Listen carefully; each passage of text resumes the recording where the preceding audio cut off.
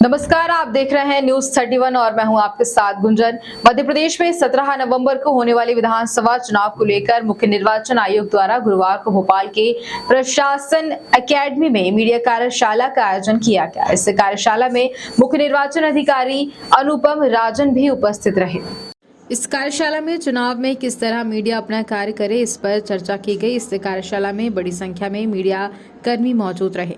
कार्यक्रम के बारे में मुख्य निर्वाचन अधिकारी अनुपम राजन ने बताया कि चुनाव में मीडिया के क्या दायित्व होते हैं, इस पर चर्चा की गई और चुनाव मतगणना और मतदान कवरेज के लिए क्या नियम होते हैं। वहीं अनुपम राजन ने बताया कि प्रत्येक उम्मीदवार की खर्च सीमा 40 लाख तय की गई है, जिसका हिसाब भी उसको देना पड़ेगा।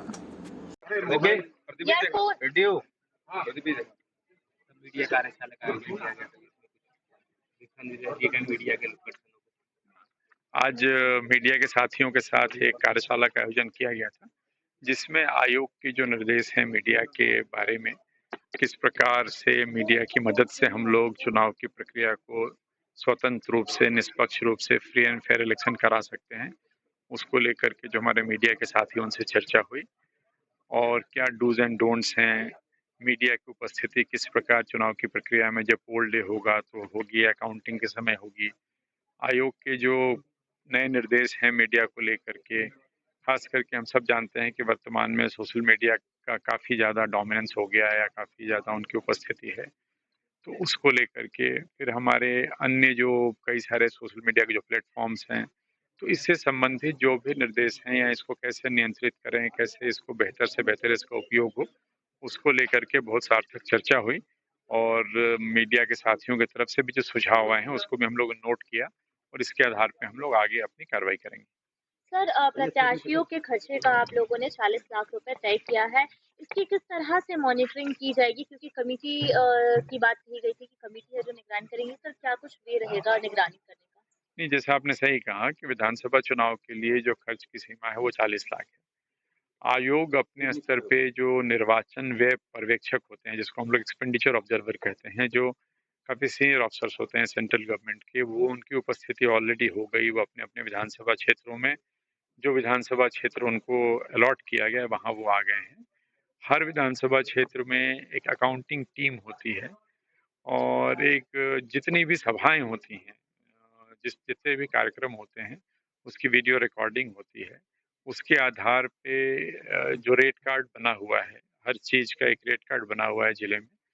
रेट तय करने में भी पॉलिटिकल पार्टी की सहमति या उनकी सहभागिता होती है और मार्केट रेट के हिसाब से हर चीज़ का रेट निर्धारित किया हुआ है। उसके आधार पे खर्चे का आकलन होता है।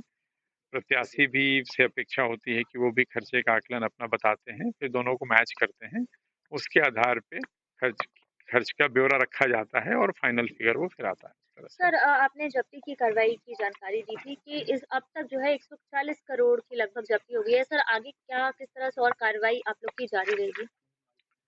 नहीं, जितने हमारे नाके हैं, मतलब आज की तारीख में करीब 800 से भी ज़्यादा, 1000 के आसपास नाके इंटर स्टेट और इंटर डिस्ट्रिक्ट आप कह सकते हैं।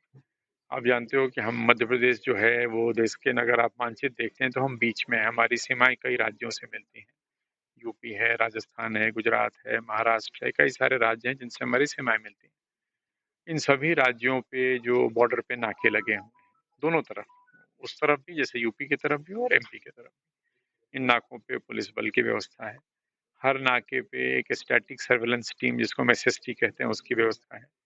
हर विधानसभा में फ्लाइंग स्क्वाड टीमें बनी हुई हैं, 3 तो न्यूनतम है, 3 से ज़्यादा भी बनी हुई हैं। तो एसएसटी के माध्यम से, एफएसटी के माध्यम से, नाकों के माध्यम से, इसके अलावा जो इंटेलिजेंस का भी इनपुट होता है कई बार, और जितनी इन्फोर्समेंट एजेंसीज हैं हमारी, ये पहली बार है कि हम लोग काफ़ी समन्वय के साथ काम कर रहे हैं, जिसका परिणाम है कि पिछली बार पूरे आचार संहिता के दौरान 72 करोड़ रुपए की सामग्री या टोटल जो जब्ती का मूल्य था, जो अभी करीब 10-12 दिनों में ही 140 करोड़ के आसपास पहुंच गया है।